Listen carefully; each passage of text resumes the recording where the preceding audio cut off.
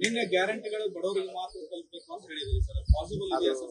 ಎಲ್ಲ ಅವರು ನಮ್ಮ ತುರುವೇಕೆರೆ ಶಾಸಕರು ಅವರು ಸಲಹೆ ಕೊಟ್ಟರು, ನೀವು ಯಾಕೆ ಬರೀ BPL ನವರಿಗೆ ಕೊಡಬಾರ್ದು, ಬಡವರಿಗೆ ಅಂತ ಕಾರ್ಯಕ್ರಮ ಮಾಡಿದ್ದೀರಾ, ಅದಕ್ಕಾಗಿ BPL ನವರಿಗೆ ಯಾಕೆ ಕೊಡಬಾರ್ದು ಅಂತ ಅವರು ಸಲಹೆಯನ್ನ ಮಾಡಿದ್ರು.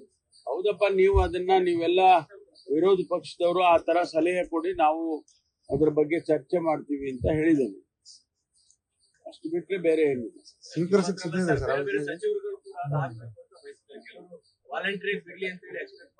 ಅಲ್ಲ, ವಾಲಂಟಿಯರ್ ಆಗಿ ಈಗಾಗಲೇ ಬಹಳ ಜನ ಬಿಡ್ತಾ ಇದ್ದಾರೆ.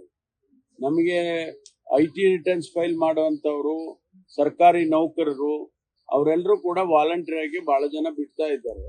ಅದನ್ನ ಮುಂದುವರೆದು ಬಡವರಿಗಾಗಿ ಅಂತ ಹೇಳಿ ಮಾಡ್ಬೇಕು ಅಂತ ಅವರು ಸಲಹೆಯನ್ನ ಕೊಟ್ಟಿದ್ದಾರೆ ನಮ್ಮ MT ಕೃಷ್ಣಪ್ಪನವರು.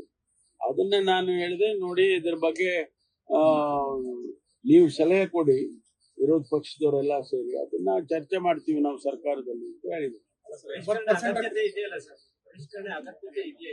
ಅದನ್ನ ನೋಡೋಣ, ಮುಂದಿನ ದಿನದಲ್ಲಿ ಅದರ ಚರ್ಚೆ ಅಗತ್ಯ ಇದ್ರೆ ಫಲಿತಾಂಶ ಏನ್ ಬರುತ್ತೆ ಅಂತ ನೋಡ್ಬೇಕಲ್ಲ. ಚರ್ಚೆ ಮಾಡಿದ ಮೇಲೆ ತಾನೇ ಗೊತ್ತಾಗುತ್ತೆ. ಅದರ ಸಾಧಕ ಬಾಧಕಗಳನ್ನ ನಾವು ಚರ್ಚೆ ಮಾಡ್ಬೇಕು. ಯಾಕಂದ್ರೆ ನಾವು ಚುನಾವಣೆ ಸಂದರ್ಭದಲ್ಲಿ ಆ ರೀತಿ ನಾವೇನು ಬರೀ BPL ಕಾರ್ಡ್ನವ್ರಿಗೆ ಅಂತ ಹೇಳಿರ್ಲಿಲ್ಲ.